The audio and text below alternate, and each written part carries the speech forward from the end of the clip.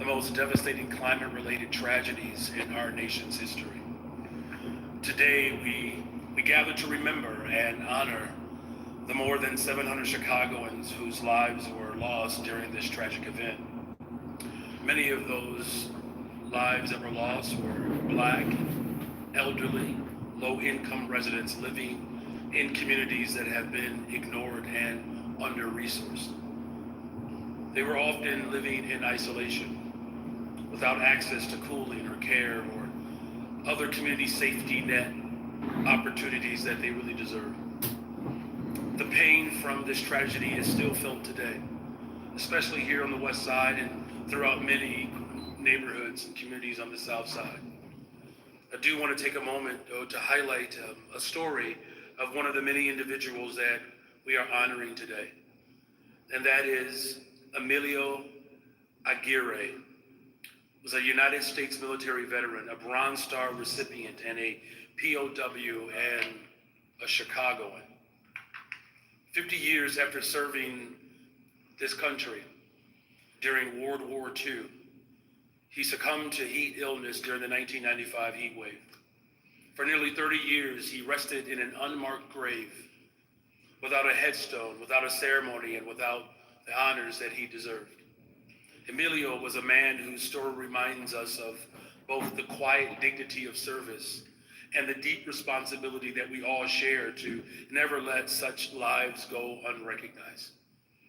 It was not until his story was brought to light by the research of sociologist Eric Kleidenberg, the documentary Cooked, and the efforts of veterans led by Charles Henderson with the American Legion Harold Washington Post, that we began to fully understand the injustice of that silence.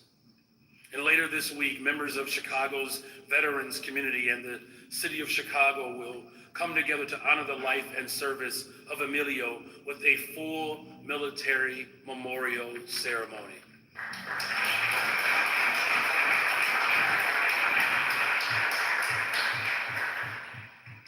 The Mayor's Office of Veterans Affairs has led the effort to ensure that Emilio receives the long overdue recognition that he earned, including the installation of a military headstone that reflects his service and honors. And we are always working to ensure that there are no more stories that end like Emilio. Today, heat-related illness remains the leading cause of weather-related mortality in the United States. And only 30% of single-family homes in Chicago have central air, compared with 76% of homes nationwide. During the 1995 heat wave, it became abundantly clear that environmental crises are never just about the weather. In fact, they are more about equity and access and justice. And that is why my administration is investing in climate action that focuses on the people and neighborhoods that are most at risk.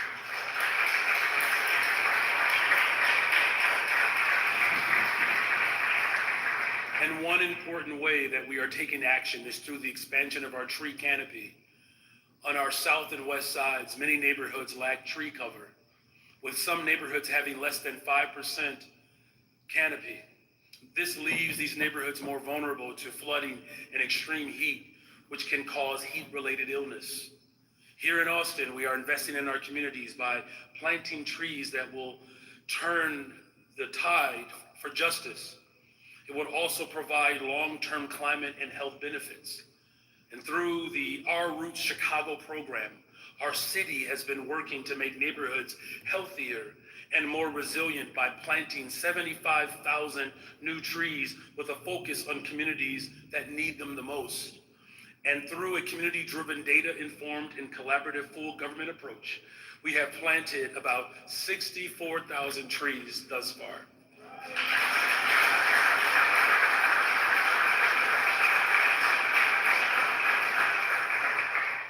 And of course, we are here tonight to talk about the Diffusing Disasters Project. This project is special because it is a true example of what I like to call co-governance in action. It was created through a collaboration between public health experts, climate scientists, city departments, and the communities most vulnerable to extreme heat. And through this partnership, we are creating tools and policies that accurately reflect the needs of our communities. And one example of this is the Heat Vulnerability Index, a resource that has been in development as part of the commitment that has been laid out in the Chicago Climate Action Plan. And this HVI is more than a data tool. It allows us to see the differences throughout the city and visualize where disparities exist, and with those insights, we can take action. It also improves us to educate and engage communities in conversations as we create the tools and shape the policies we need to ultimately protect communities from the growing threat of extreme heat. And diffusing disasters goes one step further by pairing the HVI with policy recommendations that have been developed by communities with the intention to transform systems and build climate justice. At a time when the federal government is dismantling not only environmental protections, but also federal disaster relief funding, this is the type of work that is needed. This project is a model of how community, academia, and city government can work together to make sure no one in our city falls through the cracks and ensure that everyone is protected. It is this collaboration that will ensure that the resilience and the healthier and the safer city that we all desire can really manifest. And in closing, I'm grateful that all of our city departments are coming together. I'm especially grateful to our Park District for hosting us tonight.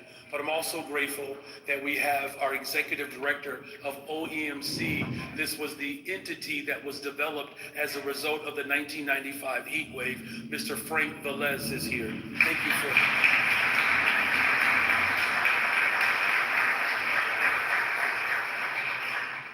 So let us continue the great work to protect our people and our communities. Thank you all. And with that, I would turn the program back over to Chief Sustainability Officer, Commissioner Angela Tovar.